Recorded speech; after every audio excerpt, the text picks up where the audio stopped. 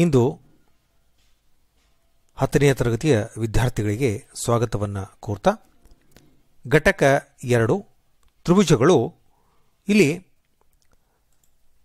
ಸಂಚಿಕೆ 4 ಅಭ್ಯಾಸ 2.2ರಲ್ಲಿ ಉಳಿದ ಇನ್ನಿಷ್ಟು ಕೆಲವು ಲೆಕ್ಕಗಳನ್ನು ನೋಡೋಣ. 7ನೇ ಒಂದು ಲೆಕ್ಕ, ತ್ರಿಭುಜದ ಒಂದು ಬಾಹುವಿನ ಮಧ್ಯಬಿಂದುವಿನಿಂದ ಮತ್ತೊಂದು ಬಾಹುವಿಗೆ ಸಮಾಂತರವಾಗಿ ಎಳೆದ ಸರಳ ರೇಖೆಯು ಅದರ ಮೂರನೇ ಬಾಹುವನ್ನು ಅರ್ಧಿಸುತ್ತದೆ ಎಂದು ಪ್ರಮೇಯ 2.2 ಉಪಯೋಗಿಸಿ ಸಾಧಿಸಿ. ಇಲ್ಲಿ ಒಂದು ಹಿಂಟ್ ಕೊಟ್ಟಿದ್ದಾರೆ. ನೀವು ಇದನ್ನು 9ನೇ ತರಗತಿಯಲ್ಲಿ ಸಾಧಿಸಿದ್ದೀರಿ ಎಂಬುದನ್ನು ಜ್ಞಾಪಿಸಿಕೊಳ್ಳಿ. ಹಾಗಿದ್ರೆ ತ್ರಿಭುಜದ ಒಂದು ಬಾಹುವಿನ ಮಧ್ಯಬಿಂದುವಿನಿಂದ ಅನ್ನುವಂತಹ ಒಂದು ಕೊಟ್ಟಿರುವಂತಹ ಒಂದು ದತ್ತದ ಮೇಲೆ ನಾವು ಏನು ಮಾಡೋಣ ಅಂತಂದ್ರೆ ತ್ರಿಭುಜವನ್ನು ರಚನೆ ಮಾಡೋಣ. ಪ್ರಥಮವಾಗಿ ಇಲ್ಲಿ ತ್ರಿಭುಜ ಎ ಬಿ ಸಿ ಅನ್ನುವಂತಹ ಒಂದು ತ್ರಿಭುಜದ ಒಂದು ಬಾಹುವಿನಿಂದ ಮತ್ತೊಂದು ಬಾಹುವಿಗೆ, ಒಂದು ಬಾಹು ಬೇಕಾಗಿರುವಂತಹ ಒಂದು ಬಾಹುವನ್ನು ತಗೋತೀವಿ. ಎ ಬಿ ಬಾಹು ಆಗಿರ್ಬೋದು, ಬಿ ಸಿ ಬಾಹು ಆಗಿರ್ಬೋದು, ಅಥವಾ ಎ ಸಿ ಬಾಹು ಆಗಿರ್ಬೋದು. ಇಲ್ಲಿ ನಾವು ಯಾವುದಂತಂದರೆ ಎ ಬಿ ಬಾಹುವಿಗೆ ನೋಡ್ರಿ ಒಂದು ಬಾಹು ಮಧ್ಯಬಿಂದುವಿನಿಂದ ಅಂತ ಹೇಳ್ತಾ ಇದ್ದಾರೆ. ಸೊ ಮಧ್ಯಬಿಂದು ಡಿ ಅನ್ನುವಂಥದ್ದು ಮಧ್ಯಬಿಂದು, ಎ ಬಿಯ ಮಧ್ಯಬಿಂದು ಡಿ ಅನ್ನುವಂಥದ್ದು ತೆಗೆದುಕೊಂಡಿದ್ದಾಗಿದೆ.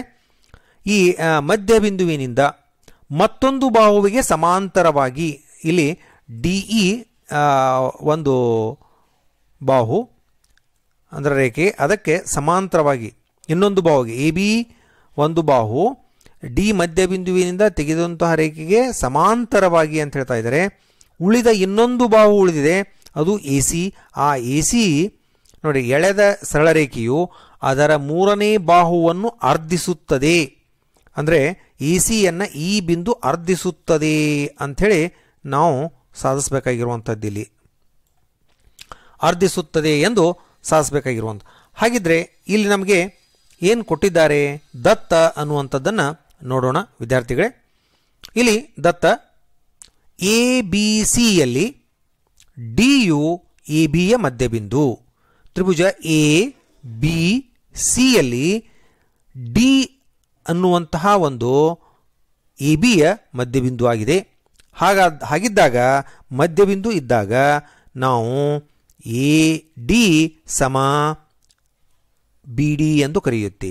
ಎ ಡಿ ಸಮ ಬಿ ಡಿ ಅಂಥೇಳಿ ತೆಗೆದುಕೊಳ್ಳಿಕ್ಕೆ ಬರುತ್ತೆ.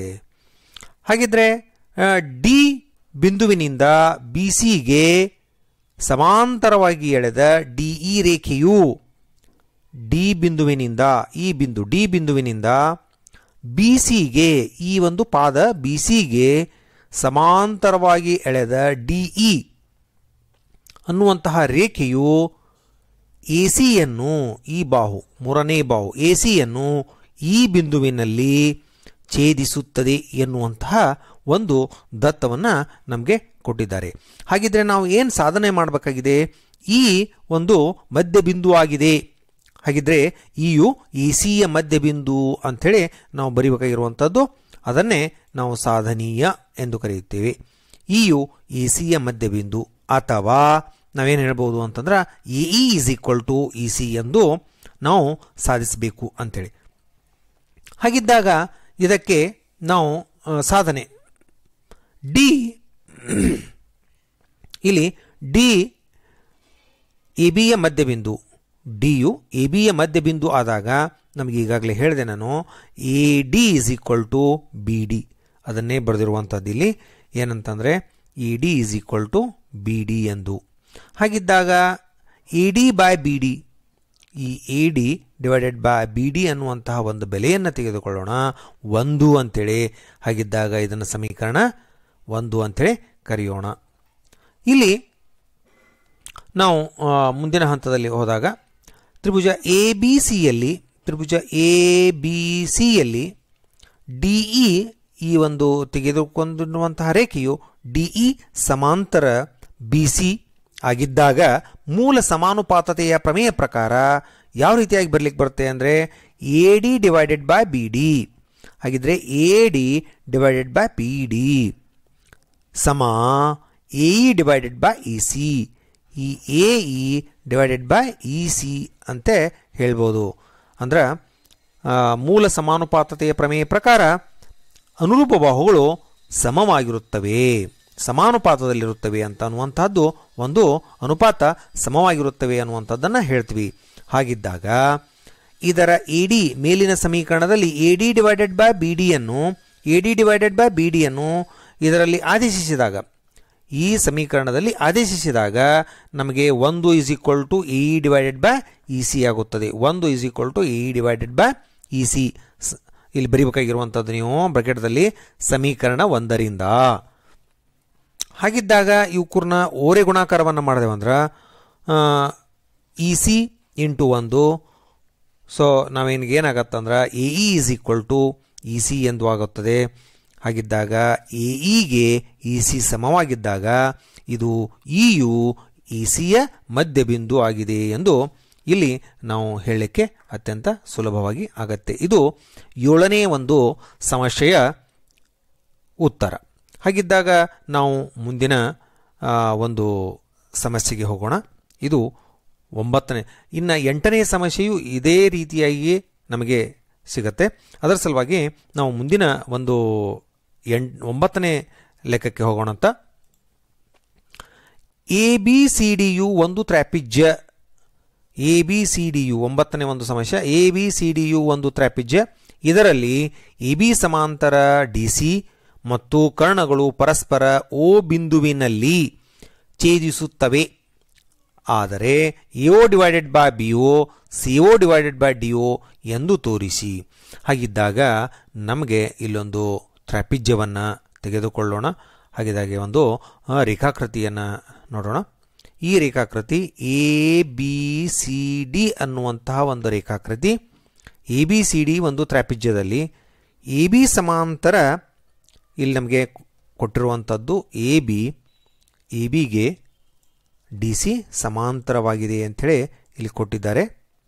ಎ ಬಿಗೆ ಡಿ ಸಿ ಸಮಾಂತರವಾಗಿದೆ ಮತ್ತು ಕರ್ಣಗಳು ಪರಸ್ಪರ ಓ ಬಿಂದುವಿನಲ್ಲಿ ಛೇದಿಸುತ್ತವೆ. ಹಾಗಿದ್ದಾಗ ನಾವು ಕಂಡುಹಿಡಿಬೇಕಾಗಿರುವಂಥದ್ದು ಎ ಒ ಎಂಬ ಬಾಹು, A O divided by B O, ಹಾಗೆ ಸಿ ಒ ಇದು C O divided by D O ಎಂದು ಸಾಧಿಸಬೇಕಾಗಿದೆ.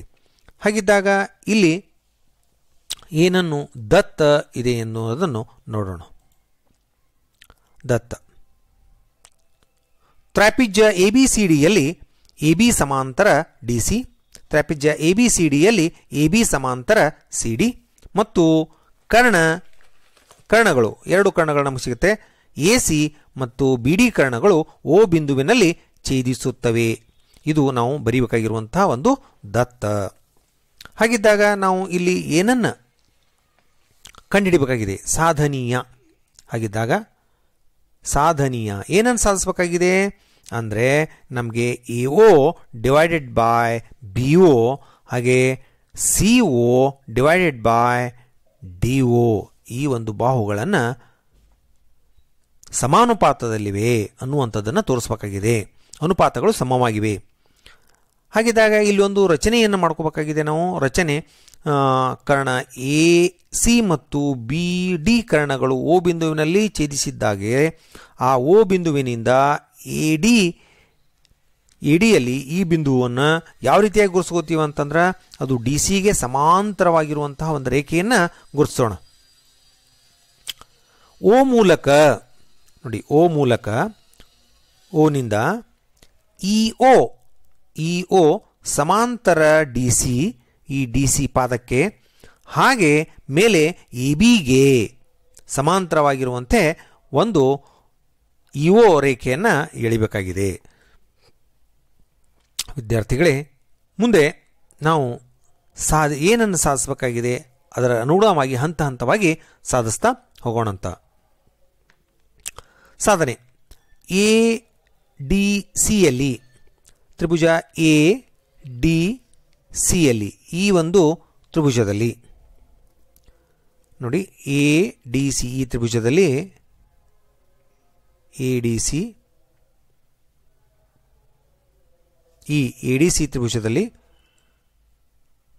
ನಾವು ರಚನೆಯಲ್ಲಿ ಮಾಡಿಕೊಂಡಿರೋ ಹಾಗೆ ಏನಿದೆ ಅಂತಂದರೆ ಈ EO ಸಮಾಂತರ CD ಆಗಿದ್ದಾಗ ನಾವು ಒಂದನೇ ಪ್ರಮೇಯ ಪ್ರಕಾರ ಯಾವ ರೀತಿಯಾಗಿ ಬರಲಿಕ್ಕೆ ಬರುತ್ತೆ ಅಂತಂದರೆ ಮೂಲ ಸಮಾನುಪಾತತೆಯ ಪ್ರಮೇಯ ಪ್ರಕಾರ ತ್ರಿಭುಜ ADCಯಲ್ಲಿ OE ಸಮಾಂತರ CD ಆಗಿದ್ದಾಗ ಮೂಲ ಸಮಾನುಪಾತತೆಯ ಪ್ರಮೇಯ ಪ್ರಕಾರ ಹೇಗೆ ಬರಲಿಕ್ಕೆ ಬರ್ತದೆ AE divided by ED, AE divided by ED ಇದನ್ನು ನಾವು ಬರೆದಿರುವಂಥದ್ದು AD divided by AE divided by ED ಸಮ AO ಡಿವೈಡೆಡ್ ಬೈ CO ಎಂದು ನಮಗೆ ಸೂಚಿಸ್ಲಿಕ್ಕೆ ಬರುತ್ತೆ. ಹಾಗಿದ್ದಾಗ ತ್ರಿಭುಜ ABDಯಲ್ಲಿ ಇದು ಸಮೀಕರಣ 1 ಅಂತ ಹೇಳಿ ಕರಿತೀವಿ. ತ್ರಿಭುಜ ABDಯಲ್ಲಿ ನೋಡಿ ಯಾವುದಿದೆ ತ್ರಿಭುಜ ABD ಈ ತ್ರಿಭುಜದಲ್ಲಿ ನಮ್ಗೆ ಉಳಿದಿರುವಂತಹ ಇನ್ನೊಂದು ತ್ರಿಭುಜ ನೋಡೋಣಂತ.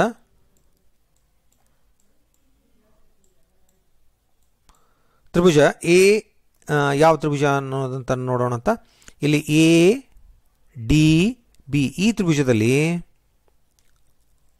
ಈ ADB ತ್ರಿಭುಜದಲ್ಲಿ ನಮಗೇನು ತಗೊಳಕ್ಕೆ ಬರುತ್ತೆ ಮತ್ತೆ ಇದು ಸಮಾಂತರವಾಗಿದೆ. ಈಗಾಗಲೇ ನಾವು ತೆಗೆದುಕೊಂಡಿರುವಂತಹ ರೇಖೆಯು ಇದು ಸಮಾಂತರವಾಗಿದೆ. ಎದಕ್ಕೆ ಸಮಾಂತರವಾಗಿದೆ ABಗೆ ಸಮಾಂತರ. EO ಸಮಾಂತರ ABಗೆ ಆದಾಗ ಪ್ರಮೇಯ ಪ್ರಕಾರ ಮತ್ತೆ ನಮಗೆ ಬರಲಿಕ್ಕೆ ಬರುತ್ತೆ ಏನಂತಂದರೆ ನೋಡಿ ED ಡಿವೈಡೆಡ್ ಬೈ AE ಇಲ್ಲಿ ED divided by AE ED divided by AE ಎಂದು ತೆಗೆದುಕೊಳ್ತೀವಿ. ಹಾಗೆ ED ಡಿದಿಂದ ಪ್ರಾರಂಭಿಸಿದಾಗ ಇಲ್ಲಿನೂ ಏನು ಮಾಡ್ತೀವಿ ಅಂತಂದರೆ ಈ ಕಡೆ DO ಡಿವೈಡೆಡ್ ಬೈ BO ಅಥವಾ OB ಎಂದು ತೆಗೆದುಕೊಳ್ತೇವೆ. ಇದೇ ಬರೆದಿರುವಂಥದ್ದು ED divided by AE is equal to DO divided by BO ಎಂದು ಹೇಳ್ತೇವೆ. ಹಾಗಿದ್ದಾಗ ಇದರ ವ್ಯತ್ಕ್ರಮವನ್ನು ತೆಗೆದುಕೊಂಡಾಗ ವ್ಯತ್ಕ್ರಮವನ್ನು ಅಂದರೆ EE ಮೇಲೆ ಹೋಗುತ್ತೆ ಹಾಗೆ ED ಕೆಳಗಡೆ ಬರುತ್ತೆ. ಇಲ್ಲಿನೂ DO ಕೆಳಕ್ಕೆ ಬರುತ್ತೆ BO ಮೇಲೆ ಹೋಗುತ್ತೆ. ವ್ಯತ್ಕ್ರಮವನ್ನು ಬರೆದಾಗ ಇವುಗಳ ವ್ಯತ್ಕ್ರಮವನ್ನು ಬರೆದಾಗ ED ಡಿವೈಡೆಡ್ ಬೈ AE ಇದ್ದದ್ದು AE ಡಿವೈಡೆಡ್ ಬೈ ED ಎತ್ತಾಗತ್ತೆ ಸಮ DO ಡಿವೈಡೆಡ್ ಬೈ BO ಇದ್ದದ್ದು BO ಡಿವೈಡೆಡ್ ಬೈ DO ಅಂಥೇಳಿ ಆಗತ್ತೆ. ಇದು ಏನಂತ ಹೇಳಿ ಕರಿತೀವಿ ಅಂತಂದ್ರೆ ವ್ಯತ್ಕ್ರಮವನ್ನು ಬರೆದಾಗ ಇದು ಸಮೀಕರಣ 2 ಅಂಥೇಳಿ ತಗೊಳ್ತೀವಿ. ಹಾಗಿದ್ದಾಗ ಇದರ ಮುಂದುವರಿದ ಭಾಗ ಸಮೀಕರಣ 1 ಮತ್ತು 2ರ ಪ್ರಕಾರ ಸಮೀಕರಣ 1 ಮತ್ತು 2ರ ಪ್ರಕಾರ ಇಲ್ಲಿ ನೋಡೋದಾದರೆ ನೋಡಿ ಏನಂತಂದರೆ AE ಮತ್ತು ED AE ED ಹಾಗೆ AE ED ಇಲ್ಲಿ ನಮಗೆ ಏನು ಸಿಗತ್ತೆ ಸಮ ಇದೆ. ಸಮೀಕರಣ 1 ಮತ್ತು 2ರಲ್ಲಿ ಏನಾಗತ್ತೆ ಅಂತಂದರೆ ನಮಗೆ ಹಿಂದೆ 8ನೇ ತರಗತಿಯಲ್ಲಿ ಕಲಿತಿರುವ ಹಾಗೆ ಒಂದೇ ಅಂಶಕ್ಕೆ ಸಮವಾಗಿರುವ ಅಂಶಗಳು ಪರಸ್ಪರ ಒಂದಕ್ಕೆ ಒಂದು ಸಮವಾಗಿರುತ್ತವೆ ಅಂಥೇಳಿ ಸ್ವಯಂ ಸಿದ್ಧದ ಪ್ರಕಾರ ಒಂದೇ ಅಂಶಕ್ಕೆ ಸಮವಾಗಿರುವ ಅಂಶಗಳು ಒಂದಕ್ಕೊಂದು ಸಮವಾಗಿರುತ್ತೆ. ಹಾಗಿದ್ದಾಗ ಇವೆರಡೂ ಕ್ಯಾನ್ಸಲ್ ಆಗಿ ನಮಗೆ ಉಳಿಯುವಂಥದ್ದು AO ಡಿವೈಡೆಡ್ ಬೈ CO ಹಾಗೆ BO divided by DO AO divided by CO ಹಾಗೆ BO ಡಿವೈಡೆಡ್ ಬೈ DO ಎಂದು. ಇವುಗಳನ್ನು ನಮ್ಮ ಸಾಧನೆಗೆ ತಕ್ಕ ಹಾಗೆ ಇದನ್ನು ಮಾರ್ಪಡಿಸಲು AO ಡಿವೈಡೆಡ್ ಬೈ BO ಎಂದು ಇದೆ. ಇದನ್ನು ನಾವು ಮಾರ್ಪಡಿಸಲು ಈ ರೀತಿಯಾಗಿಯೂ ಬರೆಯುತ್ತೇವೆ. ಹೇಗೆಂದರೆ ಇಲ್ಲಿ AO ಇದ್ದ ಸ್ಥಾನದಲ್ಲಿ CO ಅನ್ನು ಬರೆದು CO ಇದ್ದ ಸ್ಥಾನದಲ್ಲಿ ಏನಂತೇಳಿ ಬರಿತೀವಿ ಅಂತಂದ್ರೆ BO ಅನ್ನು. ಹಾಗಿದ್ದಾಗ ಇದನ್ನು ನಾವು ಬರೆದಾಗ AO ಡಿವೈಡೆಡ್ ಬೈ ಈ BO ಸ್ಥಾನದಲ್ಲಿರುವಂಥದ್ದನ್ನು ಕೆಳಗಡೆ ತೊಗೊಂಡು ಬರ್ತೀವಿ. BO ಸಮ ಈ BO ಇದ್ದ ಸ್ಥಾನದಲ್ಲಿ ಏನು ಹೋಗುತ್ತೆ ಅಂತಂದರೆ CO ಹೊತ್ತು ಹೋಗುತ್ತೆ. CO ಡಿವೈಡೆಡ್ ಬೈ DO ಇದನ್ನೇ ನಾವು ಸಾಧಿಸಬೇಕಾಗಿರುವಂಥದ್ದು. ಇದು ಎರಡನೆಯ ಒಂದು ಇಂದಿನ ಅವಧಿಯಲ್ಲಿ ಎರಡನೆಯ ಒಂದು ಲೆಕ್ಕ ಅಂತ ಹೇಳಿ ಕರಿತೀವಿ. ಒಂದು ತ್ರಾಪಿಜ್ಯ ಇದ್ದಾಗ ಅವು ಸಮಾಂತರವಾಗಿದ್ದಾಗ ಓ ಬಿಂದುವಿನಲ್ಲಿ ಛೇದಿಸುತ್ತವೆ ಎಂದು ಸಾಧಿಸಿ ಕೊಟ್ಟಾಗ ಎಒ ಡಿವೈಡೆಡ್ ಬೈ ಬಿಒ ಹಾಗೆ ಸಿಒ ಡಿವೈಡೆಡ್ ಬೈ ಡಿಒ ಎಂದು ತೋರಿಸಿ ಅಂತೆ ಹೇಳಿದಾಗ ಈ ರೀತಿಯಾಗಿರುವಂತಹ ಲೆಕ್ಕವನ್ನು ನಮಗೆ ಬಿಡಿಸಲಿಕ್ಕೆ ಬರುತ್ತೆ. ಈ ಅಭ್ಯಾಸದಲ್ಲಿ ಕೊನೆಯ ಒಂದು ಪ್ರಶ್ನೆ ನೋಡೋಣ. ABCD ಚತುರ್ಭುಜದಲ್ಲಿ ಎಒ ಡಿವೈಡೆಡ್ ಬೈ ಬಿಒ ಸಮ ಸಿಒ ಡಿವೈಡೆಡ್ ಬೈ ಡಿಒ ಆಗುವಂತೆ ಕರ್ಣಗಳು ಪರಸ್ಪರ ಓ ಬಿಂದುವಿನಲ್ಲಿ ಛೇದಿಸುತ್ತವೆ. ಆದರೆ ABCD ಒಂದು ತ್ರಾಪಿಜ್ಯ ಎಂದು ಸಾಧಿಸಿ. ಹಾಗಿದ್ದಾಗ ನಮಗೆ ಹಿಂದಿನ ಒಂದು ಸಮಸ್ಯೆ ಕೊಟ್ಟಿರುವಂತಹ ಒಂದು ಸಮಸ್ಯೆಯಲ್ಲಿ ಅದನ್ನು A O divided by B O is equal to C O divided by D O ಎಂದು ಸಾಧಿಸಿದ್ದಾಗಿದೆ. ಸಾಧಿಸಿದ್ದನ್ನು ಇಲ್ಲಿ ಕೊಟ್ಟಿದ್ದಾರೆ, ನಾವು ಒಂದು ತ್ರಾಪಿಜ್ಯ ಎಂದು ಸಾಧಿಸಬೇಕಾಗಿದೆ. ಹಾಗಿದ್ದರೆ ವಿದ್ಯಾರ್ಥಿಗಳೇ ಇದಕ್ಕೆ ಸಂಬಂಧಿಸಿದಂಥ ಒಂದು ರೇಖಾಚಿತ್ರವನ್ನು ನೋಡೋಣ. ಹಿಂದೆ ತೆಗೆದಿರುವಂತಹ ರೇಖಾಚಿತ್ರವು ಈ ರೇಖಾಚಿತ್ರವು ಒಂದೇ ಆಗಿದ್ದು ಇದರಲ್ಲಿ ಯಾವುದೇ ರೀತಿಯಾದಂತಹ ಬದಲಾವಣೆ ಇಲ್ಲ. ABCD ತ್ರಾಪಿಜ್ಯದಲ್ಲಿ ಇಲ್ಲಿ ABCD ತ್ರಾಪಿಜ್ಯದಲ್ಲಿ ABCD ಈ ಒಂದು ತ್ರಾಪಿಜ್ಯದಲ್ಲಿ ಎಒ ಡಿವೈಡೆಡ್ ಬೈ ಅವರು ಕೊಟ್ಟಿದ್ದಾರೆ ಎಒ ಡಿವೈಡೆಡ್ ಬೈ ಬಿಒ ಅಂತೇಳಿ, ಹಾಗೆ ಸಿಒ ಡಿವೈಡೆಡ್ ಬೈ ಏನಂತೇಳಿ ಡಿಒ ಅಂತೇಳಿ ಕೊಟ್ಟಿದ್ದಾರೆ. ಪರಸ್ಪರ ಓ ಬಿಂದುವಿನಲ್ಲಿ ಛೇದಿಸುತ್ತಿವೆ, ಪರಸ್ಪರ ಓ ಬಿಂದುವಿನಲ್ಲಿ ಛೇದಿಸುತ್ತಿವೆ. ಆದರೆ ABCD ಒಂದು ತ್ರಾಪಿಜ್ಯ ಎಂದು ಸಾಧಿಸಿ. ಇದನ್ನು ನಾವು ಸಾಧಿಸಬೇಕಾಗಿರುವಂಥದ್ದು. ABCD ಒಂದು ತ್ರಾಪಿಜ್ಯ ಅಂತೇಳಿ ನಾವು ಸಾಧಿಸಬೇಕಾಗಿರುವಂಥದ್ದು. ಹಾಗಾದರೆ ನಮ್ಮ ಪ್ರಶ್ನೆಯಲ್ಲಿ ಈ ಮೊದಲನೆಯ ಒಂದು ಭಾಗವನ್ನು ದತ್ತ ಎಂದು ತೆಗೆದುಕೊಂಡು ಇದನ್ನು ನಾವು ಸಾಧನೀಯ ಎಂದು ತೆಗೆದುಕೊಂಡು ಮತ್ತೆ ರಚನೆ ಬೇಕಾದಲ್ಲಿ ನಾವೇನು ತಗೊಳ್ತೀವಿ ಅಂದರೆ ಈ ರಚನೆ ಅಂತ ತಗೋತೀವಿ. ಓ ಬಿಂದುವಿನಲ್ಲಿ ಒಂದು ಓದಿಂದ ಇಒ ರೇಖೆಯು ಡಿಸಿಗೆ ಸಮಾಂತರವಾಗಿರಲಿ ಎಂದು ತೆಗೆದುಕೊಳ್ತೀವಿ. ಹಾಗಿದ್ದಾಗ ದತ್ತ ಏನಾಗುತ್ತೆ ನೋಡೋಣ ವಿದ್ಯಾರ್ಥಿಗಳೇ. ತ್ರಾಪಿಜ್ಯ ABCD ಕರ್ಣ AC ಮತ್ತು ಕರ್ಣ BDಗಳು ತ್ರಾಪಿಜ್ಯ ABCD ಯಲ್ಲಿ ಕರ್ಣ AC ಮತ್ತು ಕರ್ಣ BDಗಳು ಈ ಎರಡೂ ಕರ್ಣಗಳು ಓ ಬಿಂದುವಿನಲ್ಲಿ ಏನು ಮಾಡ್ತಾ ಇವೆ, ಛೇದಿಸ್ತವೆ. ಹಾಗಿದ್ರೆ ಇನ್ನೊಂದು ಕೊಟ್ಟಿದ್ದಾರೆ A O divided by B O is equal to A O divided by B O ಸಮ ಸಿಒ ಡಿವೈಡೆಡ್ ಬೈ ಡಿಒ ಅಂಥೇಳಿ ಅವರು ಕೊಟ್ಟಿದ್ದಾರೆ. ಹಾಗಿದ್ರೆ ಇಲ್ಲಿ ನಾವು ರಚನೆಯನ್ನು ಮಾಡ್ಕೊಳ್ತೀವಿ.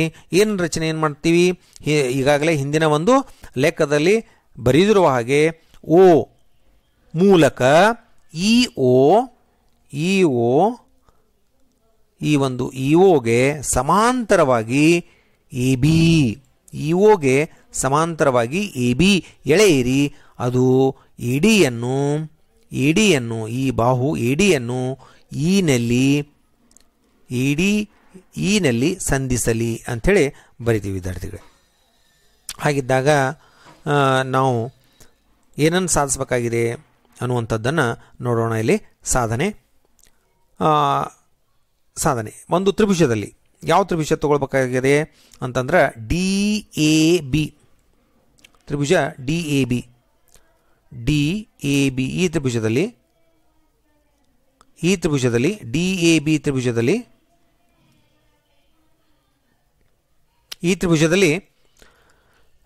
ಇವು ಸಮಾಂತರವಾಗಿವೆ ರಚನೆ ಮೂಲಕ ಹಾಗೂ ದತ್ತದ ಮುಖಾಂತರ. ಇವೆರಡು ಸಮಾಂತರವಾಗಿದ್ದಾಗ ಇಒ ಸಮಾಂತರ AB ಮೂಲ ಸಮಾನುಪಾತತೆ ಪ್ರಮೇಯ ಪ್ರಕಾರ ಯಾವ ರೀತಿಯಾಗಿ ಬರುತ್ತೆ ನಮಗೆ ಅಂದರೆ ED ಡಿವೈಡೆಡ್ ಬೈ AE. ಇಲ್ಲಿ ನಮಗೆ ED divided by AE is equal to ಏನು ಬರಿತೀವಿ, DO ಡಿವೈಡೆಡ್ ಬೈ BO. ಇದನ್ನು DO ಡಿವೈಡೆಡ್ ಬೈ BO ಅಂಥೇಳಿ ಬರಲಿಕ್ಕೆ ಬರುತ್ತೆ.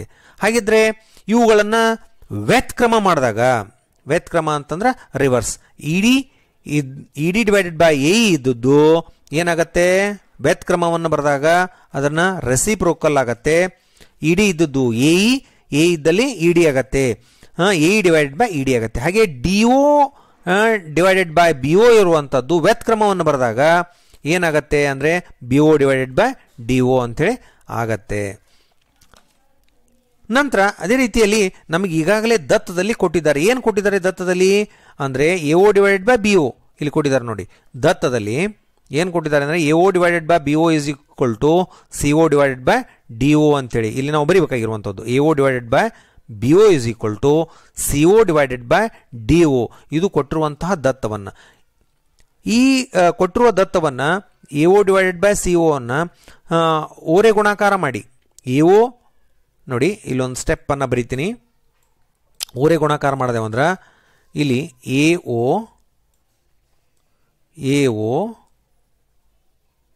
ಇಂಟು ಏನು ಬರ್ಲಿಕ್ಕೆ ಬರುತ್ತೆ ಡಿ ಒ ಅಂತೇಳಿ ಬರ್ಲಿಕ್ಕೆ ಬರುತ್ತೆ. ಹಾಗೆ is equal to C O into B O, C O into B O ಅಥವಾ B O into C O, B O into C O ಅಂಥೇಳಿ ಬರ್ಲಿಕ್ಕೆ ಬರುತ್ತೆ. ಸಿ ಒ ಇಲ್ಲಿ ಬರೆದಾಗ ನೋಡಿ ಎ ಒದ ಒಂದು ಭಾಗಾಕಾರವಾಗಿ ಬಿ ಒನ ಈಗಾಗಲೇ ನಮಗೆ ಬಿ ಒ ಅಂತಿದ್ದದ್ದನ್ನು ಇವಾಗ ನಮಗೆ ಏನು ಬರಲಿಕ್ಕೆ ಬರುತ್ತೆ ಸಿ ಒ ಎಂದು ಇದರ ಭಾಗಾಕಾರ ತೆಗೆದುಕೊಂಡು ಬರಲಿಕ್ಕೆ ಬರುತ್ತೆ. ಅದರ ಮುಂದಿನ ಹಂತವನ್ನೇ ಎ ಒ ಡಿವೈಡೆಡ್ ಬೈ ಈ ಎ ಒ ಸ್ಥಾನದಲ್ಲಿ ಇದನ್ನು ಮೇಲ್ಗಡೆ ಒಯ್ದು ಬಿ ಒ ಅನ್ನು ಹಾಗೆ ಈ ಸಿ ಒ ಅನ್ನು ಕೆಳಗಡೆ ತೆಗೆದುಕೊಂಡು ಬರ್ತೀವಿ. A O divided by C O ಅದೇ ಬರೆದಿರುವಂಥದ್ದು. A O divided by C O is equal to ಸಮ B O divided by D O. B O ಸ್ಥಾನದಲ್ಲಿ ಸಿ ಒ ಹೋಗುತ್ತೆ, ಸಿ ಒ ಸ್ಥಾನದಲ್ಲಿ ಬಿ ಒ ಹೋಗುತ್ತೆ. ಇಲ್ಲಿ ಸಮೀಕರಣ ಇದನ್ನು ನಾವು 2 ಅಂತೇಳಿ ಕರಿತೀವಿ. ಇಲ್ಲಿ ಸಮೀಕರಣ 1 ಮತ್ತು 2 ಹೋಲಿಕೆ ಮಾಡಿದಾಗ ನೋಡಿ ವಿದ್ಯಾರ್ಥಿಗಳೇ ಇಲ್ಲಿ ಏನಿದೆ A E divided by E D ಅಂತಿದೆ. A E divided by E D is equal to B O divided by D O. ಹಾಗಿದ್ರೆ ಇದನ್ನು B O divided by D O, ಹಾಗೆ ಇಲ್ಲಿನೂ B O divided by D O ಅನ್ನುವಂಥದ್ದಿದೆ. ನಾವು ಹಿಂದೆ ಹೇಳಿರುವ ಹಾಗೆ 8ನೇ ತರಗತಿಯಲ್ಲಿ ಸ್ವಯಂ ಸಿದ್ಧದ ಪ್ರಕಾರ B O divided by D O, B O divided by D O ಒಂದೇ ಅಂಶಕ್ಕೆ ಸಮವಾಗಿರುವ ಅಂಶಗಳು ಪರಸ್ಪರ ಒಂದಕ್ಕೊಂದು ಸಮವಾಗಿರುತ್ತವೆ ಎನ್ನುವಂತಹ ಒಂದು ವ್ಯಾಖ್ಯಾನ ಸಿದ್ಧಾಂತದ ಪ್ರಕಾರ ನಮಗೆ ಉಳಿಯುವಂಥದ್ದು ಇದು ಎ ಇ ಡಿವೈಡೆಡ್ ಬೈ ಇಲ್ಲಿ A E divided by E D ಹಾಗೂ A O divided by C O ಎನ್ನುವಂಥದ್ದು ಉಳಿಯುತ್ತೆ. ನಾವು ಇದು ಸಮೀಕರಣ 1 ಮತ್ತು 2ರಿಂದ ಈ ರೀತಿಯಾಗಿ ಬರಿತೀವಿ. ದೇರ್ ಫೋರ್ ಮೂಲ ಸಮಾನುಪಾತತೆಯ ಪ್ರಮೇಯ ವಿಲೋಮದ ಪ್ರಕಾರ ಏನಂತ ಹೇಳಿಕ್ಕೆ ಬರುತ್ತೆ. ಹಾಗಿದ್ರೆ A E divided by E D is equal to A O by E C O ಅನ್ನು ಇ ಒ ಮತ್ತು ನೋಡಿ ಇ ಒ ಡಿ ಸಿಗೆ ಸಮಾಂತರವಾಗಿದೆ. ಇದೇ ಇ ಒ ಎ ಬಿಗೂ ಸಮಾಂತರವಾಗಿದೆ. ಹಾಗಿದ್ದಾಗ ನಮಗೆ ಈ ಎರಡವೂ ಎ ಬಿ ಸಮಾಂತರ ಸಿ ಡಿ ಎಂದು ಬರೀಲಿಕ್ಕೆ ಬರುತ್ತೆ. ಇ ಒ ಸಮಾಂತರ ಡಿ ಸಿ ಮತ್ತು ಇ ಒ ಸಮಾಂತರ ಎ ಬಿ. ಮತ್ತು ಇಲ್ಲಿ ನಮಗೆ ಇ ಒಗೆ ಎರಡೂ ಸಮಾಂತರವಾಗಿರುವುದರಿಂದ ಎ ಬಿ ಸಮಾಂತರ ಡಿ ಸಿ ಎಂದು ಬರೀಲಿಕ್ಕೆ ಬರುತ್ತೆ. ದೇರ್ ಫೋರ್ ನಾವೇನಂತ ಹೇಳ್ತೀವಪ್ಪ ಅಂತಂದ್ರೆ ಇಲ್ಲಿ ಎ ಬಿ ಸಿ ಡಿ ಒಂದು ತ್ರೈಪಿಜ್ಯವಾಗಿದೆ. ಇದು 10ನೆಯ ಒಂದು ಲೆಕ್ಕ ಹಾಗೂ ಕೊನೆಯ ಲೆಕ್ಕ 2.2 ಅಭ್ಯಾಸದಲ್ಲಿ.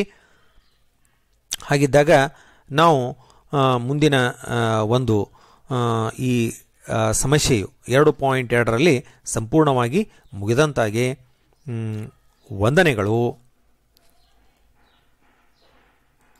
ಮುಂದಿನ ಭಾಗವನ್ನು ನಿರೀಕ್ಷಿಸಿ ವಿದ್ಯಾರ್ಥಿಗಳೇ. ತಮ್ಮೆಲ್ಲರಿಗೂ ಸ್ವಾಗತ ಸುಸ್ವಾಗತ.